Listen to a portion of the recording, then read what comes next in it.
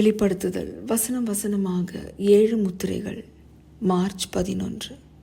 சிங்கம், காளை, மனுஷன், கழுகு. முதலாம் ஜீவன் சிங்கத்திற்கொப்பாகவும், இரண்டாம் ஜீவன் காளைக்கொப்பாகவும், மூன்றாம் ஜீவன் மனுஷ முகம் போன்ற முகம் உள்ளதாகவும், நான்காம் ஜீவன் பறக்கிற கழுகுக்கு ஒப்பாகவும் இருந்தன. வெளிப்படுத்துதல் 4 வசனம் 7. வானத்தில் இருந்த பூலோக ஆசரிப்பு கூடாரமும், பின்னர் எருசலேமில் கட்டப்பட்ட தேவாலயமும் பரலோகத்தில் இருக்கிற தேவனுடைய சிங்காசன அறையை எடுத்து காட்டியதாக வேதாகமம் போதிக்கிறது. எனவே இந்த 2 கட்டமைப்புகளுக்கும் இடையே ஒற்றுமைகள் இருப்பதில் ஆச்சரியமில்லை. வெளிப்படுத்துதலில் உள்ள பல அடையாளங்கள் வேதாகமத்தில் நாம் ஏற்கனவே பார்த்த விஷயங்களை ஞாபகப்படுத்துகின்றன. உதாரணமாக, என்னாகமம் என்னும் பழைய ஏற்பாட்டு புத்தகத்திலிருந்து ஒரு வசனத்தை கவனிப்போம். 1ஆம் அதிகாரத்தில் கணக்கெடுப்பு நடத்தப்படுகிறது. 2ஆம் அதிகாரத்தில் ஆசரிப்பு கூடாரத்தை சுற்றிலும் கோத்திரம் கோத்திரமாக இஸ்ரவேலர் அமர்த்தப்படுகிறார்கள். ஒவ்வொரு பக்கத்திலும் 3 கோத்திரங்கள் இருக்க வேண்டும். கோத்திரத்தின் முகப்பில் உள்ளவர்கள் தங்களை அடையாளப்படுத்துகிற பாளையத்து கொடியை வைத்திருக்க வேண்டும்.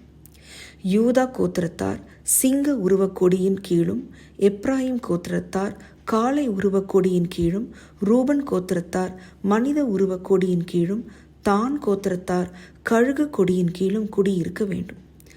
மத்தேயு நற்செய்தி புத்தகமானது இயேசுவை இஸ்ரவேலின் ராஜாவாகிய சிங்கமாக காட்டுகிறது. மார்க் புத்தகமானது இயேசுவை ஒரு கழுகு போல அவரது மேன்மையையும் தரிசனத்தையும் காட்டுகிறது.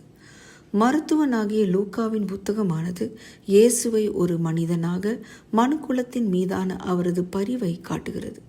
மேலும் வெளிப்படுத்துதலை எழுதிய யோவானுடைய புத்தகமானது இயேசுவை ஒரு காளையாக அவரது தியாக பலியை காட்டுகிறது. இந்த 4 மிருகங்களிலும் இயேசுவின் வாழ்க்கையையும் மனுக்குலத்தின் நன்மைக்கான அவரது ஊழியத்தின் 4 அம்சங்களையும் நாம் காணலாம். இயேசு மனிதனாக வருவதற்கு முன் அவர் ராஜசிங்கத்தால் சுட்டி காட்டப்படுகிறார். பெத்லஹேமில் பிறந்து கல்வாரியில் சிலுவையில் தமது உயிரை கொடுத்த இயேசு பாரம் சுமப்பதற்கும் பலியாவதற்கும் அடையாளமான காளையால் சுட்டி காட்டப்படுகிறார். மனிதன் என்பது இயேசுவை நம் சகோதரராகவும் உறவினராகவும் தேவனுக்கு முன் நமக்காக பரிந்து பேசுகிற உண்மையுள்ள ஓர் ஆசாரியராகவும் காட்டுகிறது. எபிரேயர் 2 வசனம் 17. இயேசுவனுடைய ஊழியத்தின் இறுதி கட்டமானது வேகத்திற்கு பெயர் போன கழுகு தன் இரையை பறந்து பிடிப்பது போல உலக வரலாற்றின் முடிவில் நீதியை நிலைநாட்ட வெற்றி பெற்ற ராஜாவாக அவர் வரப்போவதில் வெளிப்படுகிறது. மேலும் நாம் அறிந்து கொள்ள வேண்டிய முக்கியமான விஷயம், இங்கே சுட்டிக்காட்டப்படுகிற விஷயங்கள் யோவான் பார்த்தவை மட்டுமல்ல, மீட்கப்பட்டவர்களாகிய நாம் காணப்போகிறவைகளாகவும் இருக்கின்றன.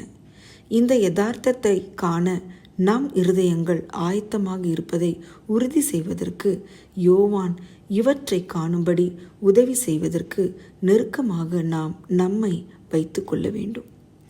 அன்புள்ள இயேசுவே, இப்போதும் நீர் எங்களுக்காக செய்வதை நாங்கள் ஞாபகத்தில் வைத்திருக்க உதவும். நீர் இருக்கிற வண்ணமாகவே உம்மை காணப்போகிற அந்த மாபெரும் நாளுக்கு எங்களை ஆயத்தப்படுத்தும். அதிக ஆராய்ச்சிக்கு எசேக்கியேல் 1 வசனம் 10, தானியேல் 7 வசனம் 4, ஆதியாகமம் 49 வசனம் 9. ஆமேன்.